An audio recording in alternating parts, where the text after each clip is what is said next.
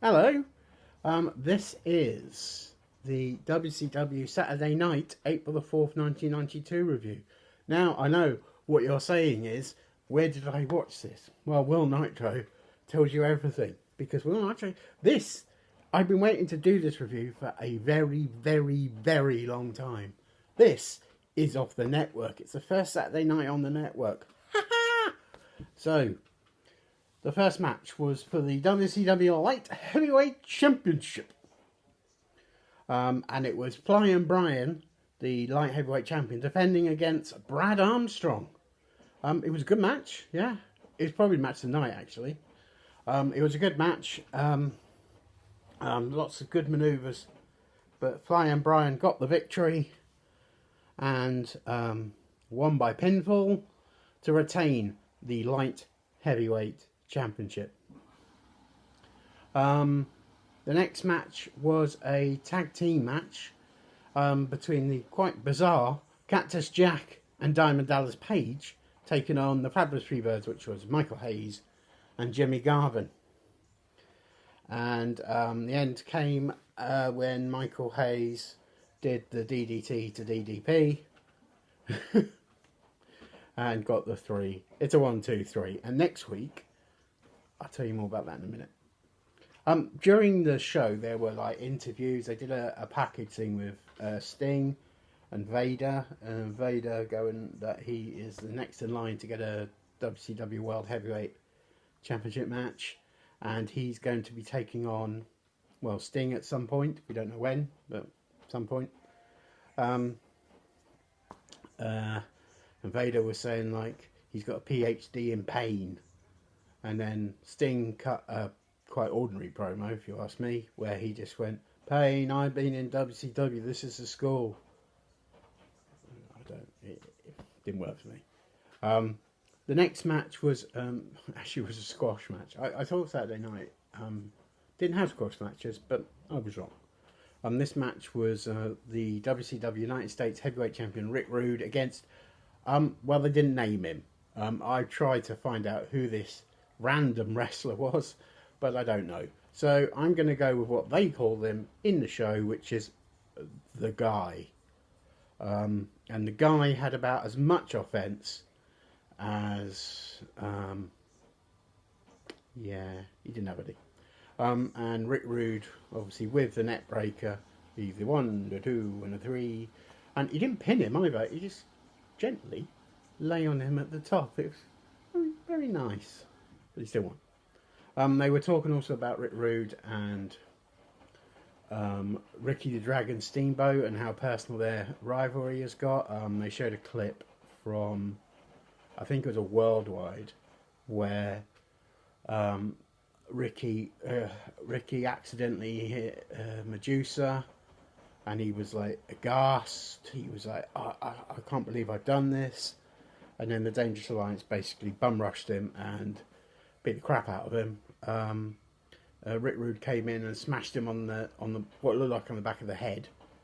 And then they rolled him out the ring, pulled up the guardrail, and then slammed his head on the outside floor. So, and then Ravish, Jesse the Body Montura, who was on commentary with JR, was going, well, this is what you do when you get personal. And it's like, I think you found he didn't get personal.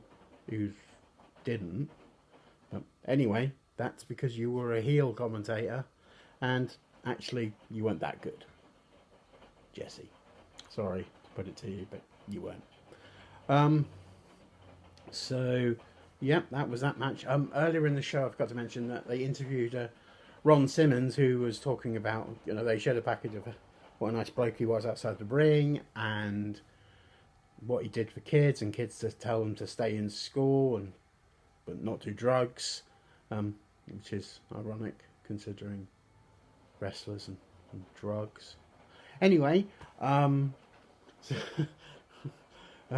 so he did that. He then was talking about that his dream ever since he came into WCW was to become the first ever black man to win the WCW World Heavyweight Championship. So he's positioning himself. So that's good. Good storytelling there. And the main event, and apparently this is going to be a staple for Saturday nights, it's a 2 out of 3 falls match for the WCW World Television Championship, where Z-Man challenged Stunning Steve Austin. It was an okay match. It wasn't... I'd like to say it was brilliant, but it wasn't. It was average. It wasn't. It didn't really grip me. The opening match did. This one, it was just there. I couldn't get into it. Steve Austin won the first fall with he pinned Z-Man after he rolled him up. Well, Z-Man originally rolled him up, and then Paulie Dangerously got on the ringside, distracted the referee as he does, and rude Austin then, he's got so many people in the Dangerous Alliance, then Austin pinned him. He rolled him up and held the tights. Next was fall 2, and actually Z-Man won this, with out of nowhere he did a Luthes press and pinned Austin, so it was 1-1. Bizarre. Austin was in control of this match most of it. And then the third match were third fall. So the winner obviously would either retain or become a new champion. And Steve Austin hit the stun gun on Z-Man when he came flying off the rope and pinned him there to retain the WCW World Television Champion. So overall, not a bad show. Okay. But yeah, they mentioned Wrestle Wars, which was going to happen at the end of May. But yeah, so that was your Saturday night review. So yeah, thank you very much for watching. You may have noticed that I've changed the channel name.